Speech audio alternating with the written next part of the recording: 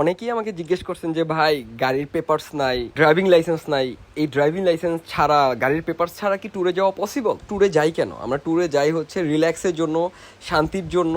আর আমরা ট্যুরে যাওয়ার আগে অবশ্যই আমাদের কিছু টাকা সেভিংস করে রাখি অথবা নির্দিষ্ট কিছু টাকা নিয়ে যাই আমরা। এখন আপনি যদি পাহাড়ে, বিশেষ করে বান্দরবান, রাঙামাটি, খাগড়াছড়ি এইসব জায়গায় আপনি ট্যুরে যান, এখানে আপনার আর্মিরা আপনাকে কোনো প্রবলেমে ফেলবে না আপনার গাড়ির জন্য, অথবা সাজেকে যান, যেখানেই যান না কেন আর্মিরা কখনো আপনার গাড়ির পেপারস চেক করবে না। এখানে প্রবলেমটা করবে হচ্ছে পুলিশরা। গাড়ির চেক করা, গাড়ির পেপারস ঠিক আসেনি, ড্রাইভিং লাইসেন্স আসেনি, এগুলো দেখার দায়িত্ব হচ্ছে পুরোটাই পুলিশের। তো আপনি যখন যদি কোনো সার্জনের সামনে পড়েন তাহলে তো 100% মামলা খাবেন। জীবনের ফার্স্ট মামলাও খায় থাকেন, তাও 3 থেকে 5,000 টাকার মধ্যে আপনি একটা মামলা খাবেন। সো ট্যুরে যাওয়ার পরে যদি আপনি এমন একটা মামলা খান তাহলে আপনার ট্যুরটা কেমন হবে আপনি নিজেই ভাইবে দেখেন।